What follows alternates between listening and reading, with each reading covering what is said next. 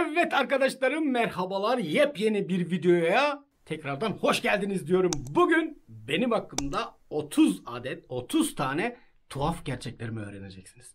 Yani sizin bilmedikleriniz, benim bildiklerim sadece.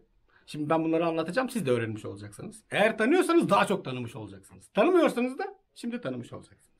Şimdi sevgili arkadaşlar, sıkı durun ve 30 adet Felix'in bilinmeyen yönlerini size anlatmak için hazırlanın. Tabii ki ben bunları not aldım. Yani çünkü 30 tanesini nasıl hatırlayacağım? Aslında ben hatırlarım ama sıraya koyamıyorum. Sıraya koyamadığım için de tabii ki bunları not aldım. Mami'nin bana vermiş olduğu, hani diyor ki strese girdiğin zaman amca diyor şey yap. Neydi onun ismi diyor. Bilek stres at diyor bununla. Nereden aldıysa artık. Tuhaf bir şey. İlkinden başlamak istiyorum. Çay içmeyi çok seviyorum. Evet, yanlış duymadınız. Çay içmeyi çok seviyorum. Çünkü çay, gerçekten çaysız yapamıyorum. Mesela sabah kalkıyorum, sabah kahvaltıdan sonra mutlaka 2, 3, belki gün içerisinde 10 adet çay içiyorum. Yani bana mısın diyemiyorum çünkü çayı çok seviyorum. Gerçekten çok. İkincisine geçiyoruz. Kahvaltısız güne başlayamıyorum. Arkadaş, kahvaltısız güne başlamak sanki böyle çok kötü bir durum söz konusu oluyor. Kahvaltısız güne başlamak neden? Aç olduğum zaman çok kötü. O yüzden kahvaltısız güne başlayamıyorum. Benim kahvaltı yapmam lazım arkadaşlar. Kahvaltı yapmazsam olmaz. Öğlen yemeğini yemesem de olur, akşam yemeğini yemesem de olur ama kahvaltıyı benim yapmam gerekiyor. O derece. 3. Aç olduğum zamanlar sanki içimde bir canavar çıkıyor böyle. O esnada birileri karşımda konuştuğu zamanlar hiç duymuyorum. Neden? Çünkü o an açım. Midemi düşünüyorum. Yemek yemeyi düşünüyorum. Hafif bir sinirlenmeler oluyor. Aç olmamam lazım benim ya. Benim mutlaka yemek yemem lazım. O derece yani. Canavarın çıkmaması için yemek yemem gerekiyor. Doğru mu Mami? Aynen öyle. Çok güzel. 4. Aralıksız 10 saat bilgisayarın başında oyun oynayabilirim. Yani ben mesela 24 saat oynamıştım. Şimdi Mami de diyor ki ben senden daha fazlayım diyor. 24 saat o durabilirmiş ama ben 10 saat aralıksız bilgisayarın başında durabilirim. Çünkü YouTube'la, yani sizinle hakikaten çok güzel ilgilenmek istiyorum. Siz yorum attığınızda yorumları merak ediyorum. İşte videom kaç izlenmiş onu merak ediyorum. Yorumlarda neler demiştiniz, neler dediniz onu merak ediyorum. O yüzden aralıksız 10 saat bilgisayarın başında. 5. Benim en büyük fobilerimden bir tanesi ise köpeklerden korkmak. Gerçekten köpeklerden çok korkuyorum. Arkadaşlar, ama gerçekten korkuyorum. Örneğin bir yere gitmek istiyorum ve gideceğim yerin, geçtiğim yol üzerinde eğer köpek varsa ben o yoldan geçmiyorum. İnanın ki geçmiyorum çünkü köpeklerden çok korkuyorum. 6. Gece ışık olmadan uyuyamıyorum. Veya televizyon sesi gelmeden asla uyuyamıyorum. Ya o ışık öyle açık olacak, sonra biri gelip kapatacak, o şekilde uyuyacağım.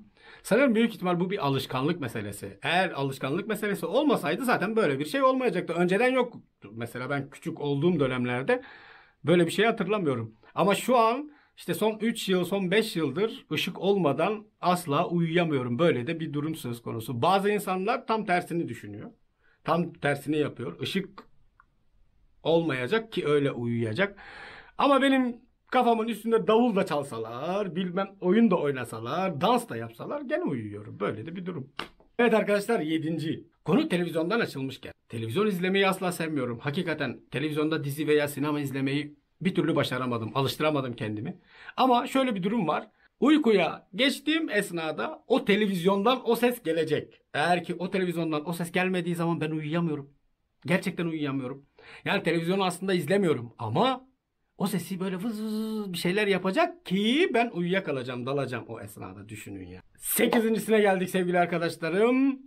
Telefondan gelen tüm bildirim seslerinden nefret ediyorum. Çünkü tam bir şeye odaklanıyorum, tam bir şeyle ilgilenmek istiyorum. Pıt diye bir mesaj sesi, pıt diye biri bir arıyor. O esnada böyle bir panik oluyorum. Panik oluşumdan sonra ne oluyor peki? Nefretim ortaya çıkmış oluyor. O yüzden benim telefonum %99.9 sessizde veya titreşimdedir. Bana ulaşmak isteyenler beni arıyor, çaldırıyor, arıyor. Ta saatler sonra ulaşıyor. Bunun sebebi çünkü hep sessizde ve titreşimdedir. O yüzden ki bana ulaşmak biraz zor oluyor. Ancak ben istediğim zaman onlara ulaşabiliyorum. Bir de böyle bir durum söz konusu var. 9.suna geldik sevgili arkadaşlar. Kendime yeni bir şey aldığım zaman çocuk gibi seviniyorum. Aşırı derecede heyecanlanıyorum. Hemen benim olmasını istiyorum. Bekleyemiyorum, sabırsızlanıyorum. Yani örneğin ben bir şeyi sipariş ettim. 2 gün sonra gelecek değil mi? O 2 gün benim için ızdırap. Yani bir an önce gelmesi lazım. Bir an önce onu bulmam lazım ve görmem lazım. Yani onu kullanmam lazım ve benim olması lazım diye düşünüyorum. O yüzden ki böyle biraz sabırsızlanıyorum. 10.suna geldik arkadaşlar. Bir şey istediğimde hemen benim olması için elimden geleni yapıyorum. Gerçekten elimde bulunan tüm imkanları benim olması için kullanıyorum. Böyle de bir şey var. 11. Benim dünyamda büyük hayallere yer yok. Çünkü ben küçük hayaller kuruyorum ki gerçekleşsin diye. Çünkü büyük hayaller kuruyorum bazen. Öyle bir şey oluyor ki büyük hayallerim gerçekleşmiyor ve ben böylece mutsuz oluyorum. O yüzden küçük hayaller kuruyorum ki küçük hayallerimi gerçekleştirebiliyorum ve gerçekleştirdiğim zaman da mutlu olabiliyorum. Biliyorsunuz ki damlaya damlaya göl olur ve ben bu mantık içerisinde ilerliyorum. Yani kısacası küçük hayallerle gidiyorum. 12. Tüm hayvanları gerçekten çok seviyorum. Örneğin bazılarınız örümcek, yılan, böcek sevmiyor olabilir ama ben hepsini seviyorum. Öyle bir şey ki bunları her birini gördüğüm zaman hakikaten böyle aşırı bir merhamet duygusu sarıyor beni. Yani aman onlara zarar vermeyeyim, üzerlerine basmayayım, yuvalarını bozmayayım diye uğraşıyorum. Elimden geldiği kadar tabii ki. Mutlaka basmış olduğum ya da yuvasını bozmuş olduğum vardır, Allah korusun. Ama içlerinde mesela kediyi çok fazla seviyorum. Aman sokak hayvanları aç kalmasın, ben aç kalayım, problem değil. Çünkü sonuçta ben bulabilirim ama onlar bulamaz diye düşünüyorum. O yüzden sokak hayvanlarına gerçekten hem saygım var hem de çok seviyorum. 13. Sevgili arkadaşlarım, video girişlerini asla başaramıyorum. Siz de biliyorsunuz ki video girişlerinde her zaman problem yaşıyorum. Ne gibi bir problem yaşıyorum ben size hemen anlatayım. O esnada sanki ne konuştuğumu o esnada anlayamıyorum. Kendi kendimi sonra ben izlediğimde bunu ben mi söylemişim diye kendi kendime mırıldanıyorum, anlayabiliyorsunuz. Ama video girişinden hemen sonraki dakikada bir alışkanlık geliyor. Ve böylece video devam ediyor. Ama asla video girişlerinde başarılı olamıyorum. Bunu nasıl atlatacağım bilmiyorum. Bu yüzden ki desteklerinizi bekliyorum. Video girişlerini nasıl daha iyi yapabilmek için bana öneriler sunabilirsiniz. Mesela yorumlarda yazabilirsiniz. Yorum demişken yazsınlar mı Muhammed? Yazsınlar. Evet, Muhammed de diyor. Ben de diyorum. Çünkü biz bunu aşamıyoruz. Yani video girişlerini bir türlü başaramadık. O yüzden video girişlerini daha iyi nasıl yapabiliriz diye lütfen yorumlara yazmayı. 14. Sevgili arkadaşlarım, küçükken cinlerden, perilerden, hayaletlerden, karanlıktan gerçekten çok korkuyordum. Ve öyle bir korkuydu ki bu. Örneğin annem yan odada yatıyordu. Ben diğer odada yatamıyordum, uyuyamıyordum. Bütün gün böyle yorgan ve battaniyenin altında acaba ses nereden gelecek? Acaba pencerenin başında beni izleyen biri mi var diye kara kara düşünürdüm. Şu anda kurtuldum mu? Tabii ki %90'ından kurtuldum ama yine de mesela böyle karanlıkta ürperiyorum, yani açık açık söyleyeyim. 15.sine geldik sevgili arkadaşlarım. 15'te ben küçükken seyahatçi ne diyorlar? Seyahatçi mı diyorlar? Ne diyorlar bu gezenlere? Gezgin mi? Gezgin Veya turizm falan. gezgin olmak istiyordum arkadaşlar. Tüm dünyayı dolaşmak istiyordum. Böyle tarihi eserleri görmek istiyordum. Mesela tarihi yapıları görmek istiyordum. Ormanlarda dolaşmak istiyordum. Yağmurda mesela ormanda olmayı çok isterdim. Böyle bir küçük bir hayalim vardı. Küçükken ama sürekli böyle bir gezgin olmak istiyordum. Sırt çantasını koyup, botları giyip, pantolları giyip, dağlara, tepelere, ormanlara, ovalara gezmeyi çok istiyordum.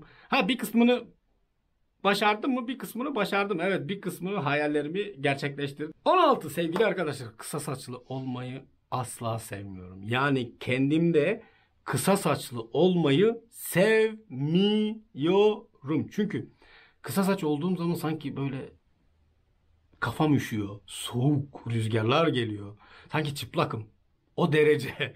Yani kısa saçlı olmayı sevmiyorum. Ya benim saçlarım uzun olacak. Ben saçlarımı böyle bağlayacağım.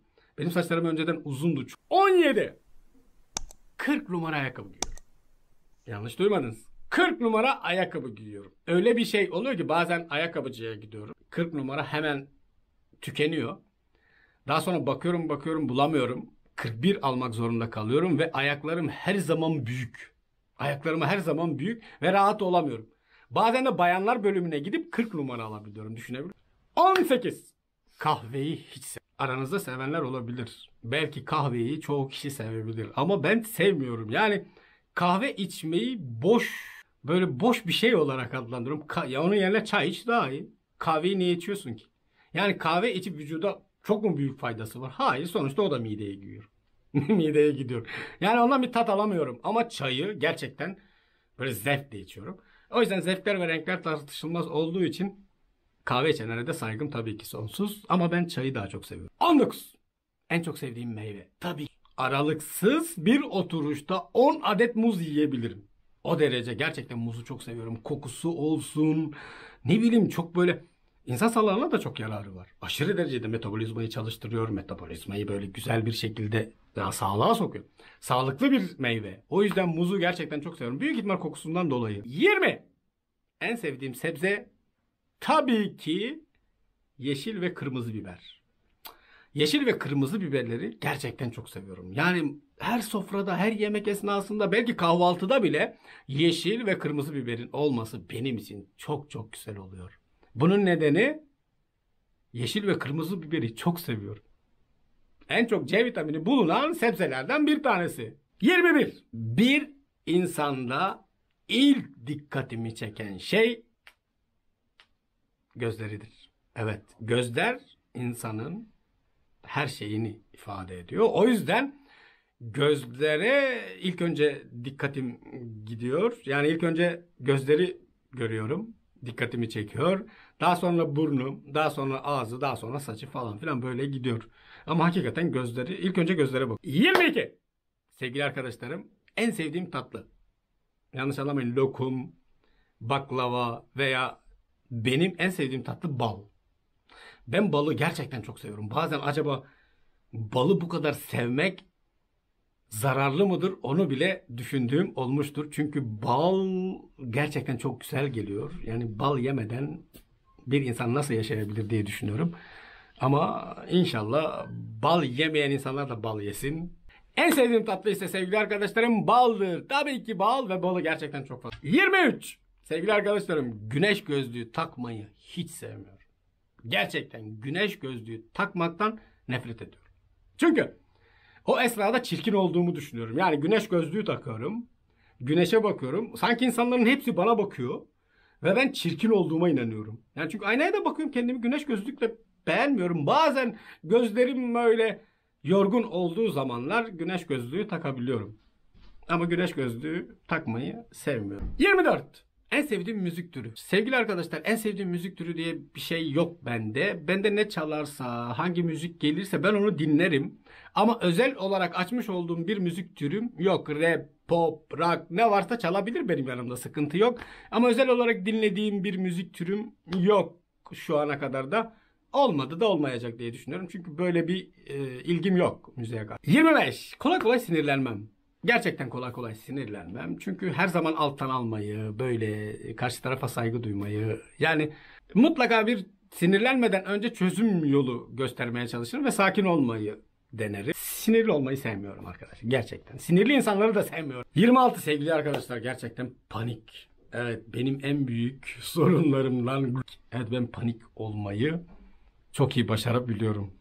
Başarmak istemiyorum ama başarıyorum. Ne yapayım, vücudum bu şekilde tepki veriyor. Neden? Mesela kapının zili çaldığı esnada panik olabiliyorum. Telefonumun bildirim sesi geldiği esnada panik olabiliyorum. Ama panik esnasında krizi yönetebilme imkanına sahip olabiliyorum. O ayrı mesele. Yani duygularımı kontrol edebiliyorum ama panik benim en büyük fobilerimden bir tanesi diyebilirim. 27. Sevgili arkadaşlar. İlk okula gittiğim zaman, yani 1. sınıfa gittiğim zaman okumayı ben bir türlü, okuldaki öğretmenler de bana bu konuda kızıyordu. En sonunda annem, sevgili annem, canım annem, söyleyeyim, babamı da seviyorum tabii. Ailemin hepsini seviyorum, kardeşlerimi de seviyorum, hepsini seviyorum. Küçükken annem beni kitabın başına oturtuyordu, okumayı öğretmişti. Sevgili annem bana bunu yaptı ve benim okumayı çok iyi bilmemin nedenlerinden bir tanesi annemin her akşam bana 2 sayfa veya 3 sayfa hikayeler veya işte masallar veya o esnada okumayı kolaylaştıracak şeyler okutmasıydı ve anneme buradan teşekkür ediyorum. Hatta küçükken bana öğretmiş olduğu bir şarkı bile hala aklımda, onu bile hatırlıyorum, düşünebiliyorsunuz. Mesela diyordu ki küçük karınca yuvasındadır. Her yeri donduran bir soğuk vardı. Evet arkadaşlar, 28'e geldik. Lisede olduğum dönemlerde biyoloji dersinden nefret ediyordum. Ya biyoloji. Yani önemli olabilir tabii ki. O ayrı bir mesele ama ben biyoloji dersini sevmiyordum arkadaşlar. Yani örneğin bir bitki su ihtiyacını gidermek için turbobolin basınç yapıyormuş. Yani topraktan aldığı suyu yapraklarına götürmek için turbobolin basınç yapıyormuş borular sayesinde. Bana ne?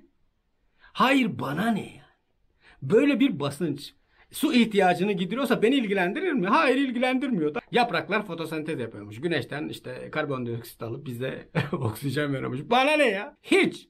Bir tane ağaç veya bir bitki insanın midesi neler yapıyor, nasıl yapıyor, ne ediyor diye düşündü mü? Hayır, düşünmüyor. Ben niye düşüneyim onu? Biyoloji dersini hiç sevmiyordum. Onu anlatmak istiyordum. Ama şöyle bir şey var tabii ki. Önemli bir derstir. Yani biyoloji tabii ki herkes öğrenmesi gereken bir şey. Siz öğrenin ama ben sevmiyorum. Sevmediğim için de öğrenmedim. Öğrenmek de istedim. Böyle yani biyoloji dersinden nefret ediyordum lisede. Matematik çok güzeldi ya. Matematik iyi, fizik iyi, kimya güzel ama biyolojiyi sevemedim. 29. Sevgili arkadaşlar, en sevdiğim renk kırmızı. Emin ol ki kırmızıyı çok seviyorum ama kıyafetlerimin hiçbiri kırmızı değil. Ben ne zaman mağazadan kırmızı tişört, kırmızı sweat, kırmızı şapka aldıysam ertesi gün kullanamadım. Sebebini size söyleyeyim. Kendime yakıştıramıyorum. Ama kırmızıyı çok seviyorum. Kıyafetlerimde hiçbirinde kırmızı yok ama kırmızıyı seviyorum. Böyle de bir şey. 30 ve sonuncusuna geldik sevgili arkadaşlarım. Sizi çok fazla yormayacağım. Dinlediğiniz için de yürümeyi çok seviyorum. Bana gelin 100 kilometre yürüyeceğiz deyin. Asla itiraz etmem ve 100 kilometreyi gerçekten sizinle birlikte yürürüm. Çünkü yürümek benim için her tarafı görmek, yani yorulduğumda oturmak, böyle bir şey. Yürümeyi gerçekten çok seviyorum. Hala da yürüyorum. Mesela bu işe giderken birazdan da yürüyeceğim. 15 dakika yürüyeceğim, 20 dakika yürüyeceğim. Yürümeyi çok seviyorum. Evet sevgili arkadaşlar, benim hakkımda 30 tuhaf gerçekleri öğrendiniz. Bu tuhaf gerçekleri öğrendikten sonra benimle lütfen yorumlarda görüşün. Yani belirtin sebepleri nelerdir veya işte ne düşünüyorsunuz. Aynı zamanda videoyu paylaşmayı unutmayınız. Çünkü ne kadar çok paylaşırsanız bu aile bu kadar çok genişler. Yani biz bir aileyiz. Şu anda YouTube'daki tüm arkadaşlarım, izleyenler veya izlemeyenler, abone olanlar, biz birer aileyiz ve bu aileyi büyütmemiz gerekiyor. Bu yüzden sevgili arkadaşlarım, videoyu beğenmeyi unutmuyorsunuz. Bildirim seslerini açmayı unutmayın. Bildirim seslerini açınız. O var ya, zilin etrafında bildirim sesi açın. Pat diye basın. Zil sesine basın. Tamam mı? Zil sesi böyle pat diye basın. Anlaştık mı? Bir de size küçük bir açıklama yapacağım. Sevgili arkadaşlarım, bundan sonra altyazılar 4 ayrı dilde altyazımız olacak tüm videolarda. Bundan sonraki gelen tüm videolarda 4 ayrı dil altyazısı olacak. Yani İspanyolca, İngilizce, Fransızca, Arapça da olacak. O yüzden videonun alt tarafında, yani sağ tarafında altyazılar diye bir şey var. Oradan seçiniz. Tamam, bunları sizin için yaptım. Haberiniz olsun çünkü size gerçekten çok fazla değer veriyorum. alt tarafta videonun küçük bir altyazı ikonu var. O ikona basıyorsunuz. O ikona bastıktan sonra istediğiniz alt dilini seçiyorsunuz ve böylece otomatik bir şekilde alt yazılar çıkmış olacak. Umarım başarılı olmuştur. Umarım beğenirsiniz ve gerçekten çok uğraştık bunun için. Şimdilik görüşmek üzere. Başka bir videolarda görüşmek üzere sevgili arkadaşlarım. Hepiniz sağlıcakla kalın. Adios amigos. Peki tamam o zaman. Teşekkür ediyoruz. Haydi bakalım. Adios amigos sevgili arkadaşlar. Görüşmek üzere.